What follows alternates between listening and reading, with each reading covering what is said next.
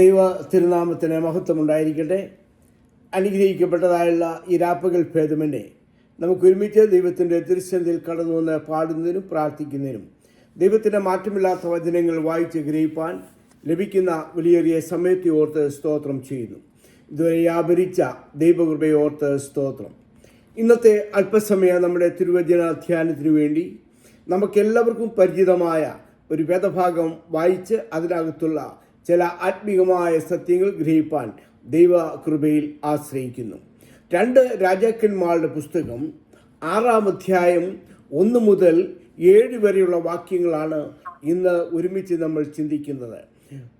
2 രാജാക്കന്മാരുടെ പുസ്തകം 6-ാം അധ്യായം 1 മുതൽ 7 വരെയുള്ള വാക്യങ്ങളിൽ അതിനകത്ത് അതിൻ്റെ 6ഉം 7ഉം വാക്യം ഇപ്രകാരം പറയുന്നു. അത് എവിടെ വീണു എന്ന് ദൈവപുരുഷൻ ചോദിച്ചതിന് അവൻ ആ സ്ഥലം അവനെ കാണിച്ചു. അവൻ ഒരു കോൽ വെട്ടി അവിടെ എറിഞ്ഞു. ആ ഇരുമ്പ് പൊങ്ങി വന്നു, അത് എടുത്തുകൊള്ളുക എന്ന് പറഞ്ഞു. അവൻ കൈ നീട്ടി അത് എടുത്തു. നമുക്ക് കണ്ണുകളെ അടയ്ക്കാം, നമുക്ക് പ്രാർത്ഥിക്കാം. ഒരു നിമിഷം കൽപ്പിച്ച ദൈവവചനത്തിന് വേണ്ടി നമുക്ക് സ്തോത്രം ചെയ്യാം. എല്ലാവരും ദൈവത്തിന് സ്തോത്രം ചെയ്താട്ടാം. ദൈവകൃപയിൽ ആശ്രയിച്ചുകൊണ്ട് ഹല്ലേലൂയ. വായിച്ച വചനം ഹല്ലേലൂയ. നമുക്ക് ഒരുമിച്ച് ചേർന്ന് പ്രാർത്ഥിച്ച് ഹല്ലേലൂയ നമുക്ക് വിചിന്തനം ചെയ്യാം. ഹല്ലേലൂയ. ദൂതർക്കും കൂടെ അവകാശം ലഭ്യമാക തുള്ളാരക്ഷ ദൂതറിയിച്ചിടാൻ ഭാഗ്യം ലഭിച്ചെനിക്കേ. ദൂതർക്കും കൂടെ അവകാശം ലഭ്യമാക തുള്ളാരക്ഷ ദൂതറിയിച്ചിടാൻ ഭാഗ്യം ലഭിച്ചെനിക്കേ.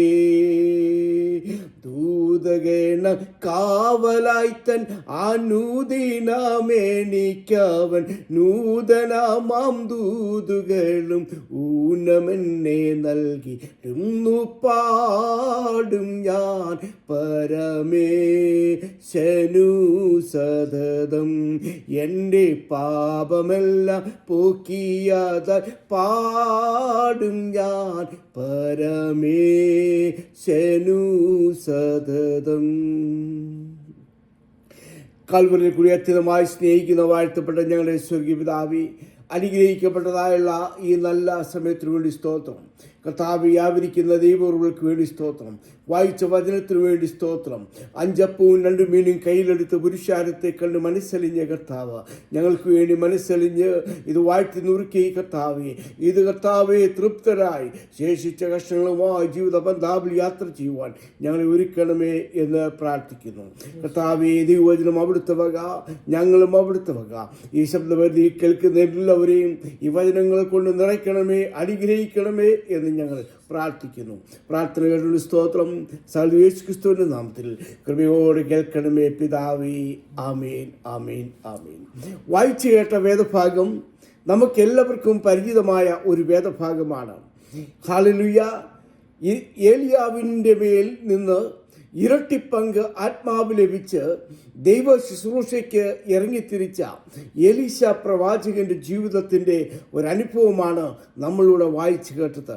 തൻ്റെ പ്രവർത്തന മണ്ഡലങ്ങളിൽ ആൾക്കാർ ഒരുപാട് പേര് ദൈവഭാഗത്ത് കൂടി വന്നു കഴിഞ്ഞപ്പോൾ അവർക്ക് ഇരിക്കുവാനുള്ള സ്ഥലം പോരാതെ വന്നപ്പോൾ പ്രവാചക ശിഷ്യന്മാർ അവൻ്റെ അടുക്കൽ ചെന്ന് പറഞ്ഞു, നമ്മൾ ഇരിക്കുന്ന ഈ സ്ഥലം ദൈവത്തെ ആരാധിക്കുവാൻ, നമുക്ക് പാർക്കുവാൻ സ്ഥലം പോരാത്തത് കൊണ്ട് നമുക്ക് ഒരു ഹല്ലേലൂയ യോർദാൻ്റെ തീരങ്ങളിൽ പോയി വൻമരങ്ങളെ വെട്ടി നമുക്കൊരു കൂടാരം പണിയാം. അപ്പോൾ പറഞ്ഞു, ശരി ചെയ്യുക, നിങ്ങൾ അങ്ങനെ ചെയ്തപ്പം. അപ്പോൾ ഒരു മനുഷ്യൻ പറഞ്ഞു, പ്രവാചക, ഞങ്ങൾ പോകാം, പക്ഷേ നീ ഇവിടെ ഞങ്ങളുടെ കൂടെ വരണം. അപ്പോൾ പ്രവാചകൻ കൂടെ പോയി യോർദാൻ്റെ നദീതീരത്തുള്ള വൻമരങ്ങൾ ഓരോരോന്ന് വെട്ടി. അപ്പോൾ ഒരു മനുഷ്യൻ വെട്ടിക്കൊണ്ടിരുന്നപ്പോൾ തൻ്റെ കോടാലി ഊരി യോർദാൻ്റെ നദിയുടെ തീരത്തോടെ വീണു. ആ സമയത്ത് ഹല്ലേലൂയ ഇവൻ പറഞ്ഞു, അയ്യോ കഷ്ടം യജമാനനെ, ഞാനത് വായ്പ വാങ്ങിയതാണ്, എനിക്കത് തിരിച്ചു കൊടുക്കണം. അപ്പോൾ ആ മനുഷ്യനോട് പ്രവാചകൻ ഹല്ലേലൂയ ചോദിച്ച ആ ചോദ്യമാണ് നമ്മളുടെ കുറിവാക്യമായിട്ട് വായിച്ചത്. എന്താണ് അവിടെ പറഞ്ഞത്? അത് എവിടെ വീണു അത് അവൻ കാണിച്ചു കൊടുത്തു. അവനൊരു കോൽ വെട്ടി എറിഞ്ഞു. അപ്പോൾ അവിടെ പൊങ്ങി വന്നു അത് എടുത്തു. ഈ ഒരു സംഭവ പശ്ചാത്തലത്തിൽ ഹല്ലേലൂയ നമ്മുടെ ജീവിതവുമായിട്ട് നമുക്ക് ഒരു ശോധന ചെയ്യുന്ന ഒരു അനുഭവമായിക്കൊള്ളട്ടെ. 2024 നമ്മെ വിട്ട് കടന്നുപോയി.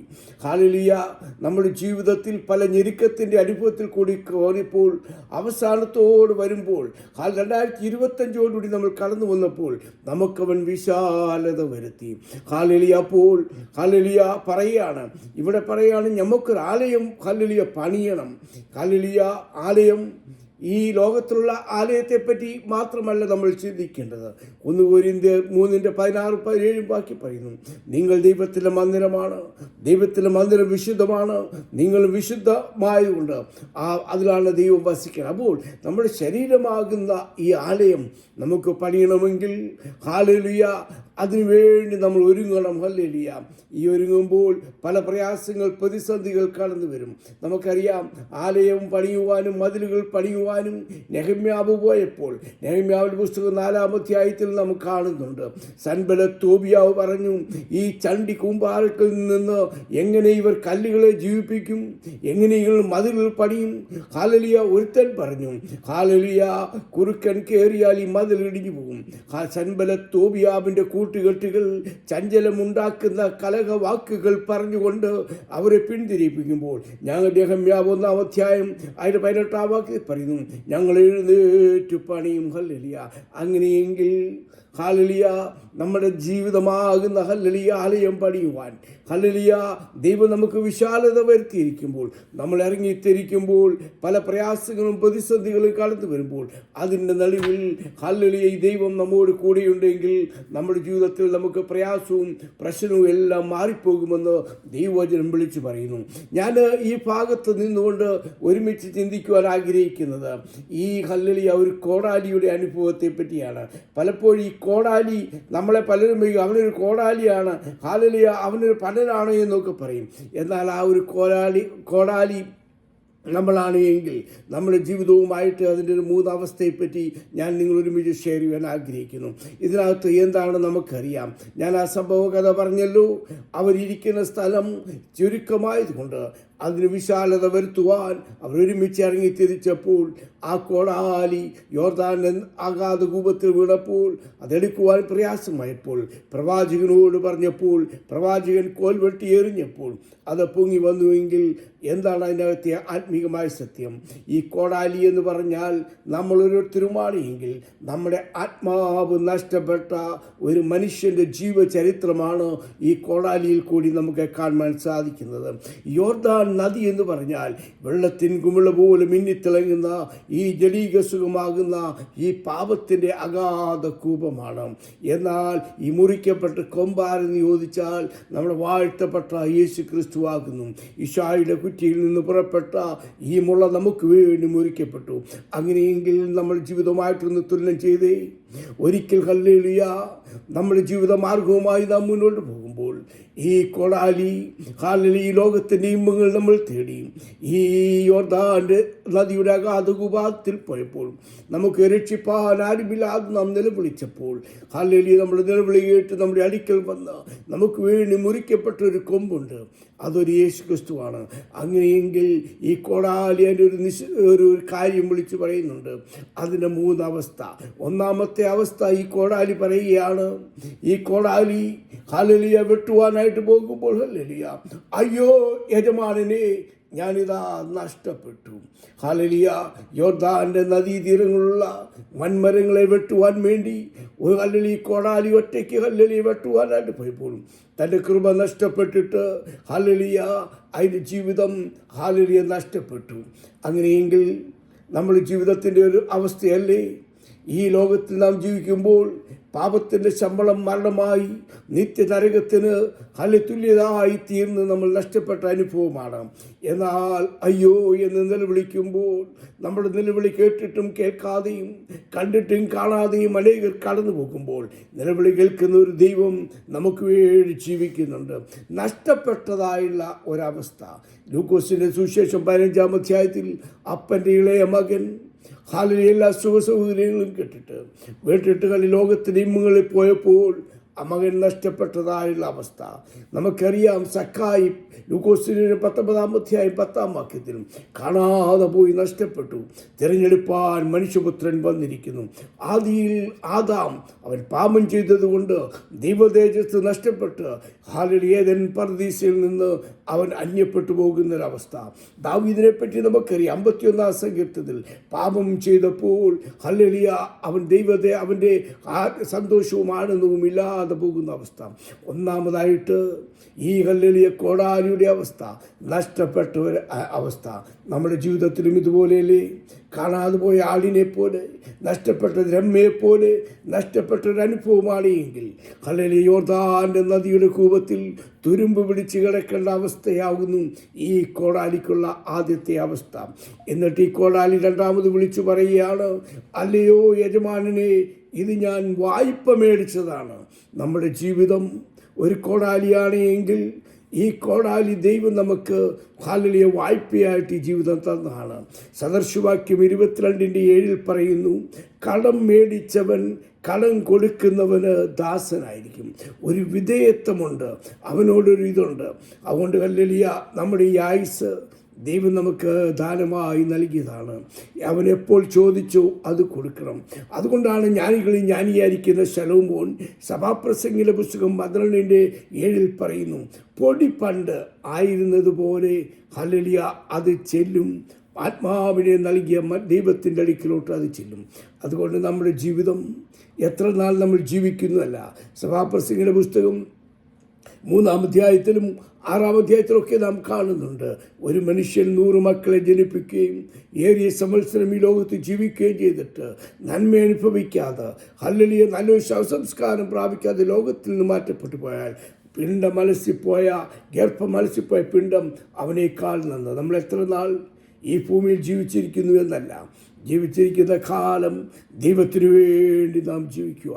ഏത് ഹല്ലേലൂയ എപ്പോഴാണ് ദൈവം നമ്മെ വിളിക്കുന്നു എന്നറിയത്തില്ല. ഇന്ന് നമ്മൾ വായിച്ച 116 സങ്കീർത്തനം 3 വാക്യത്തിൽ പറയുന്നു, മരണഭാഷ്യങ്ങൾ നമ്മെ ചുറ്റും, പാതാള വേദനകൾ നമ്മെ പിടിക്കും, കഷ്ടവും സങ്കടവുമാകും. എപ്പോഴാണ് നമ്മുടെ ജീവിതം തീരുന്നത് എന്ന് നമുക്ക് പറയുവാനൊക്കത്തില്ല. അങ്ങനെയെങ്കിൽ രണ്ടാമതായിട്ട് ഈ കോടാലി വിളിച്ചു പറയുന്ന ഒരു കാര്യമുണ്ട്, ഞാൻ എന്നെ വായ്പ മേടിച്ച എൻ്റെ ഒരു ജീവിതമാണ്, ഇതെനിക്ക് തിരിച്ചു കൊടുക്കണം. ഹല്ലേലൂയ. മൂന്നാമതായിട്ട് ഈ കോടാലി പറയുകയാണ്, ഞാൻ ഹല്ലേലൂയ എനിക്കൊരു പരിമിതിയുണ്ട്. ഹല്ലേലൂയ, എനിക്ക് സ്വന്തമായി പ്രവർത്തിക്കുവാൻ എനിക്കൊക്കത്തില്ല. ഞാനിത് വെട്ടി ഹല്ലേലൂയ, ഞാനിപ്പോൾ അഗാധ കൂപത്തിൽ കിടക്കുകയാണ്, എനിക്ക് അവിടുന്ന് എഴുന്നേറ്റ് വരുവാനൊക്കത്തില്ല. ഹല്ലേലൂയ, ഞാൻ വെള്ളത്തിൻ്റെ ആ ചെളിക്കുണ്ടത്തിൽ കിടക്കുകയാണ്. അതുകൊണ്ട് ഹല്ലേലൂയ അവൻ പറയുകയാണ്, എനിക്ക് സ്വന്തമായി പ്രവർത്തിക്കാനൊക്കാത്തതുകൊണ്ട് നിൻ്റെ സാന്നിധ്യം എൻ്റെ കൂടെ വരണമേ, നിൻ്റെ സാന്നിധ്യം എൻ്റെ കൂടെ വരണമേ, ആ കോലൊന്ന് വെട്ടി എനിക്ക് വേണ്ടി ഒന്ന് എറിയണമേ. മോശ പറഞ്ഞു, നിൻ്റെ സാന്നിധ്യമില്ലാത്തിടത്ത് എന്നെ അയക്കല്ലേ എന്ന് പറഞ്ഞു. നമുക്കറിയാം, നമ്മൾ സ്വയമായി നമ്മൾ ചില തീരുമാനമെടുത്ത് മുന്നോട്ട് പോവുകയാണെങ്കിൽ ഈ യോർദാന്റെ നദീതീരങ്ങളിൽ നമ്മൾ മുങ്ങിപ്പോകും. പത്രോസിനെ നമുക്കറിയാം. ഹല്ലേലൂയ, അവൻ യാത്ര ചെയ്തപ്പോൾ ഹല്ലേലൂയ യേശുക്രിസ്തു വരുന്നത് കണ്ടിട്ട് ഭൂതമാണെന്ന് പറഞ്ഞിട്ട് ഇറങ്ങി തിരിച്ചവൻ ചുറ്റുപാടുകളിൽ നോക്കിയപ്പോൾ അവൻ ഹല്ലേലൂയ താണുപോയതായിട്ട് നമുക്കറിയാം. നമ്മുടെ ജീവിതം ഹല്ലേലൂയ എപ്രകാരം ഇരിക്കുന്നു, നമുക്ക് നമ്മെ തന്നെ ഒന്ന് ശോധന ചെയ്യാം. ഈ കോടാലിയുടെ ആദ്യത്തെ അവസ്ഥ, അയ്യോ ഞാൻ നഷ്ടപ്പെട്ടു പോയി, കർത്താവേ ഞാൻ വായ്പ മേടിച്ചതാണ്, എനിക്ക് സ്വന്തമായി പ്രവർത്തിക്കുവാൻ എനിക്ക് കഴിയുകയില്ല. അങ്ങനെ ഇരിക്കുമ്പോഴാണ് ഞാൻ മുൻപേ പറഞ്ഞതുപോലെ ഈ ഹല്ലേലൂയ പ്രവാചകൻ ചോദിക്കുന്നു, അത് എവിടെ വീണു? ഹല്ലേലൂയ, അവനൊരു കോൽ വെട്ടിയിട്ടപ്പോൾ ഈ കോടാലിക്ക് ഒരു മാനസാന്തരമുണ്ടായി. നമ്മുടെ ജീവിതത്തിൽ ഹല്ലേലൂയ ഒരു മാനസാന്തരം, കോടാലിക്കുണ്ടായ മാനസാന്തരം. യേശുവാകുന്ന കൊമ്പ് നമുക്ക് വേണ്ടി കാൽവറിയിൽ മുറിക്കപ്പെട്ടതുകൊണ്ട്, ഇശായിയുടെ കുറ്റിയിൽ നിന്ന് പുറപ്പെട്ട മുള നമുക്ക് വേണ്ടി മുറിക്കപ്പെട്ടതുകൊണ്ട്, ഈ ജീവവൃക്ഷമാകുന്ന ഈ മരം നമുക്ക് വേണ്ടി മുറിക്കപ്പെട്ടതുകൊണ്ട് ഹല്ലേലൂയ നമുക്ക് അതിനൊരു മാനസാന്തരം. അത് ചോദിക്കുമ്പോൾ അതിൻ്റെ പ്രതികരണമാണ് രണ്ടാമത്തത്. അപ്പോൾ ചോദിക്കുന്നു, അത് എവിടെ വീണു എന്ന്. 6 അധ്യായം 6 വാക്യത്തിൽ ചോദിക്കുന്നു, അത് എവിടെ വീണു എന്ന് ചോദിക്കുമ്പോൾ അത് ദൈവപുരുഷനെ കാണിച്ചു കൊടുത്തു. നാം ഏതിൽ വീണു എന്ന് ഓർത്ത് മാനസാന്തരപ്പെടുകയാണെങ്കിൽ, അതോർത്ത് നമ്മൾ പറയുകയാണെങ്കിൽ നമ്മുടെ ജീവിതം ഹല്ലേലൂയ മുന്നോട്ട് പോകുവാനായിട്ട് സാധിക്കുമെന്ന് ദൈവവചനം നമ്മെ വിളിച്ചു പറയുന്നു. ആ സ്ഥലം രണ്ടാമതായിട്ട് അവൻ ഉള്ളത് അവൻ പറഞ്ഞു, അവനത് കാണിച്ചു കൊടുത്തപ്പോൾ ഹല്ലേലൂയ അവന് അത് പൊങ്ങി വന്നു. എവിടെ വീണു എന്ന് ചോദിക്കുമ്പോൾ ഹല്ലേലൂയ സക്കായിയെ നീ എവിടെ എന്ന് ചോദിക്കുമ്പോൾ മരത്തിൻ്റെ മുകളിൽ. ഹല്ലേലൂയ ശമര്യക്കാരത്തി ചോദിച്ചു, നിന്റെ ഭർത്താവ് എവിടെ? ഹല്ലേലൂയ അവൾ പറഞ്ഞു, എനിക്കില്ല എന്നൊക്കെയും. ആദാമിനോട് കയ്യിനോട് ചോദിക്കുന്നു, നിന്റെ സഹോദരൻ എവിടെ? ഗേഹസിയോട് ചോദിക്കുന്നു, ഹല്ലേലൂയ നീ ഇപ്പോൾ എവിടെ പോയിരിക്കുന്നു? ദ്രവ്യം സമ്പാദിക്കുവാനും വസ്തുവ സമ്പാദിക്കുവാനുമാണോ നീ പോയിരിക്കുക? നാം എവിടെയെന്ന് ചോദിക്കുമ്പോൾ നമ്മുടെ പ്രതികരണം എന്താണ്? നമ്മുടെ ജീവിതത്തിൽ ഹല്ലേലൂയ ഉള്ള അവസ്ഥ തുറന്നു പോകുക. എവിടെ വീണു എന്ന് ഓർത്ത് എഫെസോസിലെ സഭയോട് പ്രധാനം മനസ്സാന്തരപ്പെട്ട് നാം സുവിശേഷത്തിൽ നാം വിശ്വസിക്കുക. അതുകൊണ്ട് മൂന്നാമതായിട്ട് അവിടെ കാണുന്നത് ആ സ്ഥലം കാണിച്ചു കൊടുത്തു. എവിടെ വീണു? ഹല്ലേലൂയ അത് കാണിച്ചു കൊടുത്തപ്പോൾ ഇപ്പോൾ യേശു ക്രിസ്തു ആ ഒരു കൊമ്പ് വെട്ടി എറിഞ്ഞപ്പോൾ അസാധ്യങ്ങളെ സാധ്യമാക്കി തീർക്കുന്ന ഒരു മാനസാന്തരം. പലരും പറഞ്ഞു ഇത് പൊങ്ങി വരത്തില്ല. പലരും പറഞ്ഞു യോർദാൻ്റെ ഈ ഉപ്പ് കൊണ്ട് ഈ കൊടാലി തുരുമ്പ് പിടിച്ച് ഒരു പിടി കാണത്തില്ല എന്ന് പറഞ്ഞു. പലപ്പോഴും നമ്മളെ പറ്റിയൊക്കെയും പലരും ഹല്ലേലൂയ ഇങ്ങനെയൊക്കെയും പറഞ്ഞു കാണും. ഹല്ലേലൂയ ഇനി ഇവൻ നേടത്തില്ല, ഇവനെങ്ങനെ വളരും, എങ്ങനെ മുന്നോട്ട് പോകും, എങ്ങനെ ആയിത്തീരുമെന്നൊന്ന് പലരും ചോദിച്ചപ്പോൾ ആ സ്ഥാനത്ത് ഒരു കണ്ണ് കണ്ടിട്ടില്ല, ഒരു ചെവി കേട്ടിട്ടില്ല, ഒരു മനുഷ്യൻ്റെ ഹൃദയത്തിൽ തോന്നിയിട്ടില്ലാത്തവണ്ണം ദൈവം ഹല്ലേലൂയ നമ്മെ ഉയർത്തിയതായുള്ള അവസ്ഥ. ഒരു രണ്ടാമതായിട്ട് അതിൻ്റെ മാനസാന്തരം, അത് മാനസാന്തരപ്പെട്ട് കഴിഞ്ഞപ്പോൾ മൂന്നാമത് ഹല്ലേലൂയ അതിൻ്റെ ജീവിതത്തിൽ ഒരു സാക്ഷ്യമുണ്ട്, നിശബ്ദമായൊരു സാക്ഷ്യം. 40-ാം സങ്കീർത്തനക്കാരൻ പറയുന്നത് പോലെ നാശകരമായ കുഴിയിൽ നിന്നും കുഴഞ്ഞ ചേറ്റിൽ നിന്നും അവൻ എന്നെ കരകയറ്റി, എന്നെ പാറമേൽ നിർത്തി. ഒരു കണ്ണിനും ദേ തോന്നാതെ നിരാശയുടെ നിർച്ചൂഴിയിൽ കിടന്നപ്പോൾ അവൻ എന്നെ കോരിയെടുത്ത് വലങ്കരം പിടിച്ച് ക്രിസ്തുവാകുന്ന പാറമേൽ നിർത്തിയത് കൊണ്ട് നമുക്ക് സ്തോത്രം പറയുവാനായിട്ട് സാധിക്കുമോ? അങ്ങനെയെങ്കിൽ ഹല്ലേലൂയ ഒരു നിശബ്ദമായൊരു സാക്ഷ്യം നമ്മെ ആക്കുന്ന ഇടങ്ങളിൽ നാം ക്ഷമയോട് ഹല്ലേലൂയ പ്രാർത്ഥനയോട് ഹല്ലേലൂയ ദൈവസന്നിധിയിൽ സമർപ്പിക്കുകയാണെങ്കിൽ ദൈവം ഹല്ലേലൂയ നമ്മെ വാലല്ല തലയാക്കും. ഹല്ലേലൂയ നമുക്ക് എല്ലാവർക്കും അറിയാമല്ലോ, വില്യം ബൂത്തിന് ശേഷം സാൽവേഷൻ ആർമിയുടെ ഹല്ലേലൂയ ഭരണ നേതൃത്വത്തിൽ വന്ന ഹല്ലേലൂയ ശാമുവേൽ ബ്രിങ്കിളിൻ്റെ അനുഭവം 1860 മുതൽ 1936 വരെ ഹല്ലേലൂയ ജീവിച്ച് അമേരിക്കയിൽ മരിക്കപ്പെട്ട ശാമുവേൽ ബ്രിങ്കിളിൻ്റെ അവസ്ഥ. ഒരു ചെരുപ്പ് കുത്തിയുടെ മകനായി ജനിച്ച് തൻ്റെ ജീവിതം കർത്താവിന് വേണ്ടി മുന്നോട്ട് പോകണമെന്ന് പറഞ്ഞുകൊണ്ട് ഹല്ലേലൂയ വില്യം ബൂത്തിൻ്റെ ഹല്ലേലൂയ അവിടെ ചെന്ന് കഴിഞ്ഞപ്പോൾ അദ്ദേഹത്തെ ആദ്യം കയറ്റി വിട്ടില്ല. കണ്ടാൽ നീളം കുറഞ്ഞ് വലിയ ഒരു നിറവുമില്ലാത്തൊരു മനുഷ്യൻ. എന്നാൽ കർത്താവിൻ്റെ വേല ചെയ്യണമെന്നുള്ള ആഗ്രഹത്തിൽ അവിടെ ചെന്ന് പറഞ്ഞപ്പോൾ വില്യം ബൂത്ത് പറഞ്ഞു, ഇവിടെ നിൻ്റെ ജോലി എന്തുവാണ്? അവ പറഞ്ഞു, എൻ്റെ ജോലി ഹല്ലേലൂയ ഷൂ ഉണ്ടാക്കുകയും അതൊക്കെ റിപ്പയർ ചെയ്യുകയാണ്. എന്നാലൊരു കാര്യം ചെയ്യും, ഇവിടെ ഷൂ ഉണ്ടാക്കുന്ന ഒരു പെരയുണ്ട്, അവിടെ പോയി അതൊക്കെ ക്ലീൻ ചെയ്ത് തുടച്ച് ഇവിടെ വരുന്ന ആൾക്കാരെ എല്ലാം ഹല്ലേലൂയ അവരുടെ ഷൂ ഒക്കെ നന്നാക്കി കൊടുക്കാൻ പറഞ്ഞു. നീണ്ട 16 വർഷക്കാലം ആ ഷൂ ഉണ്ടാക്കുന്ന പെരയിൽ അദ്ദേഹം ബൈബിളും വായിച്ച് ഷൂ ഒക്കെ നന്നാക്കിക്കൊണ്ടു. എന്നാൽ 16 വർഷങ്ങൾക്ക് ശേഷം ഹല്ലേലൂയ സാൽവേഷൻ ആർമിയുടെ ഒരു മെഗാ കൺവെൻഷൻ 7 ദിവസം 6 ദിവസത്തെ കൺവെൻഷൻ കഴിഞ്ഞു. 7-ാം ദിവസം പ്രസംഗിക്കാൻ വരുന്ന ആൾ ടെലിഗ്രാം അടിച്ചെനിക്ക് വരുവാനൊക്കത്തില്ല. ഈ വില്യം ബൂത്ത് തൻ്റെ പ്രാർത്ഥനാ മുറിയിൽ കവന്ന് വീണ് പ്രാർത്ഥിച്ചപ്പോൾ ദൈവത്തിൻ്റെ ശബ്ദം കേട്ടു, നീ ഭാരപ്പെടേണ്ട, നിൻ്റെ ശൂപ്പരയിൽ ഹല്ലേലൂയ ശാമുവേൽ ബ്രിങ്കിളിനെ കൊണ്ട് പ്രസംഗിക്കുവാൻ. ഇദ്ദേഹം വിചാരിച്ചു ഇത് എന്തുവാണ്. എന്നാലും ഒരു രണ്ടാമതും ഈ ശബ്ദം കേട്ട് കഴിഞ്ഞപ്പോൾ അദ്ദേഹത്തിൻ്റെ ശൂപ്പരയിൽ ചെന്നിട്ട് ശാമുവേൽ ബ്രിങ്കിളിൻ്റെ അടുക്കൽ ചെന്നു. അത് പറയുമ്പോൾ ഇദ്ദേഹം വിചാരിച്ച് ഇവൻ സമ്മതിക്കത്തില്ലെന്ന്. എന്നാൽ അത് ധൈര്യത്തോടെ ഏറ്റെടുത്തു. അവിടെ ഉള്ളതായുള്ളൊരു വലിയ കോട്ടും പാട പോലുള്ള ഒരു ഷൂ ഒക്കെ കൊടുത്തു. അദ്ദേഹത്തിന് ചേരത്തില്ല. എന്നാലും ഇട്ടിട്ട് ആ മെഗാ കൺവെൻഷനിൽ പ്രസംഗിക്കുവാൻ അവസാനത്തെ ദിവസം ചെന്ന് അവിടെ ചെന്ന് പ്രസംഗിക്കുക, കണ്ണടച്ച് പ്രാർത്ഥിക്കാമെന്ന് പറഞ്ഞു. 5 മിനിറ്റ് പ്രാർത്ഥിച്ചുകൊണ്ടിരുന്നപ്പോൾ കണ്ണ് തുറന്നപ്പോൾ കസേരയിൽ ഒറ്റ ആളുമില്ല.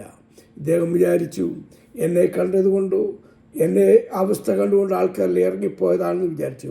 കണ്ണ് തുറന്നു നോക്കിയപ്പോൾ അവിടെയുള്ള സകല ആൾക്കാരും കവിണ്ണ് വീണ് താഴെ നിന്ന് കരഞ്ഞ് പ്രാർത്ഥിക്കുകയാണ്. അന്ന് ഹല്ലേലൂയ വലിയൊരു രൂപാന്തരമുണ്ടായി. അനേകർ യേശുവിൽ വിശ്വസിച്ചു. കാരണം എന്താണ്? ഹല്ലേലൂയ തൻ്റെ ക്ഷമയും താൻ കാത്തിരുന്നു. ഹല്ലേലൂയ സമർപ്പണവും. നമ്മുടെ ജീവിതത്തിൽ നമുക്കൊരു സമയമുണ്ട്.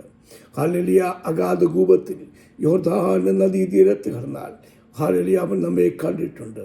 139 സങ്കീർത്തനക്കാരൻ പറയുന്നത് പോലെ ഞാൻ ഇരിക്കുന്നത്, ഞാൻ എഴുന്നേൽക്കുന്നത്, എൻ്റെ നിരൂപണങ്ങൾ ദൂരത്ത് നിന്നറിയുന്ന ഒരു ദൈവമുണ്ട്. ഞാൻ എവിടെ പോയ സമുദ്രത്തിൻ്റെ അറ്റത്ത് എന്ന് പറഞ്ഞാൽ അവിടെയും നിൻ്റെ കരം എന്നെ താങ്ങിക്കൊള്ളും. അങ്ങനെയെങ്കിൽ ഹല്ലേലൂയ നമ്മെ കാണുന്നൊരു കർത്താവുണ്ട്, നമ്മെ അറിയുന്ന ഒരു ദൈവമുണ്ട്.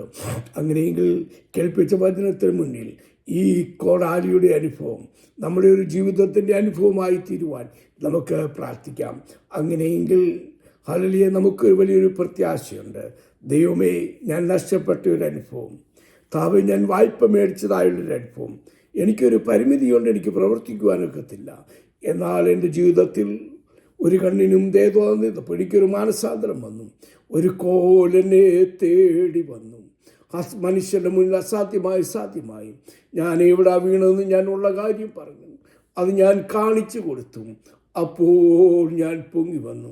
സാധാരണ ഒരു ഇരുമ്പും ഒരു വെള്ളത്തിൽ വീണാൽ പൊങ്ങി വരത്തില്ല. എന്നാൽ അസാധ്യങ്ങളെ സാധ്യമാക്കി തീർന്നൊരു ദൈവം. എന്നെ പൗലോസ് പറഞ്ഞതുപോലെ എന്നെ ശക്തനാക്കുന്നവൻ മുഖാന്തരം ഞാൻ സകലത്തിനും മതിയായൊരു ദൈവം. അതുകൊണ്ട് നമ്മുടെ ജീവിതത്തിൽ കാറ്റുകൾ അടിക്കട്ടെ, വൻതിരമാലകൾ വരട്ടെ, പാറമേലടിച്ചോട്ടെ, എന്നാൽ അതിൻ്റെ നടുവിൽ നമുക്ക് പറയുവാനായിട്ട് സാധിക്കുമോ? എനിക്കൊരു സമയമുണ്ട്. ഹല്ലേലൂയ, എനിക്കൊരു പ്രത്യാശയുണ്ട്. എനിക്ക് യാതൊരു ഭയവുമില്ല. കാരണം സാധു കൊച്ചു ഉപദേശി തൻ്റെ ഒരു പഴയ ഒരു ഗാനത്തിൽ ഇപ്രകാരം പാടിയിട്ടുണ്ട്. ഹല്ലേലൂയ, തൻ്റെ ജീവിതത്തിലെ ഭാരങ്ങൾ വന്നപ്പോൾ, പ്രയാസങ്ങൾ വന്നപ്പോൾ, മറ്റുള്ളവർ പലതും പറഞ്ഞ് മുന്നോട്ട് പോയപ്പോൾ ഹല്ലേലൂയ എനിക്കിനി ഒരു ഭയവുമില്ല. കാരണം എൻ്റെ ദൈവം എന്നോട് കൂടെയുണ്ട്. അദ്ദേഹം പാടിയ പാട്ട് നമ്മുടെ സമർപ്പണമായിട്ട് നമുക്ക് ഇപ്രകാരം പാടാം. ഇനിമേ എനിക്കില്ലോർ ഭയം, ഇനിമേ എനിക്കില്ലോർ ഭയം, വിശ്വാസക്കപ്പൽ കാറ്റുകളടിച്ചാൽ തിരകൾ മേലലഞ്ഞാൽ നാശത്തിൻ പാറമിൽ തട്ടിയുടയോ യേശുവിൻ പ്രിയനെ കാണുമേ ഞാൻ, കാണുമേ ഞാൻ, കാണുമേ ഞാൻ, കാണുമേ ഞാൻ, കാണുമേ ഞാൻ. സ്വർഗസിയോൻ പുരി അവിടെ ഞാൻ എത്തി, യേശുവിൻ പ്രിയനെ കാണുമേ ഞാൻ. ഇനിമേ എനിക്കില്ലോർ ഭയം. കേൾപ്പിച്ച ദൈവവചനത്തിന് മുന്നിൽ നമുക്ക് നമ്മെ തന്നെ സമൂലമായി സമർപ്പിക്കാം. കർത്താവേ, ഞാനൊരു കോടാലിയാണെങ്കിൽ എൻ്റെ അവസ്ഥകളെപ്പറ്റി, എൻ്റെ ആദ്യത്തെ അവസ്ഥ, എൻ്റെ ഒരു മാനസാന്തരം, എൻ്റെ ഒരു സാക്ഷ്യം ദൈവമേ എൻ്റെ ജീവിതം എനിക്ക് തരികയാണെങ്കിൽ കർത്താവേ, ഞാൻ യഹോവയെ വാഴ്ത്തും, എൻ്റെ സർവാന്തരങ്ങളും വിശുദ്ധ നാമത്തെ വാഴ്ത്തും. എന്നെ ഉയർത്തിയ ദൈവത്തെ, എനിക്ക് തരുന്ന ആയുസ് മുഴുവനും ഞാൻ ദൈവത്തിന് വേണ്ടി പാടും, അവന് വേണ്ടിയിരിക്കും. എനിക്ക് ഭയമില്ല, ഭീതിയില്ല, തെല്ലുമില്ല. അവന് വേണ്ടി നമുക്ക് സമർപ്പിക്കുവാൻ ആയിരിക്കുന്ന നിലങ്ങളിൽ സമ്പൂർണ്ണമായി സമർപ്പിക്കാം. പ്രാർത്ഥനകളോട് സ്തോത്രം നമുക്ക് ചെയ്യാം. ഈ വചനങ്ങളാൽ ദൈവം നമ്മെ സഹായിക്കട്ടെ. ആമേൻ. ആമേൻ. ഹല്ലേലൂയ. കേൾപ്പിച്ച ദൈവവചനത്തിൽ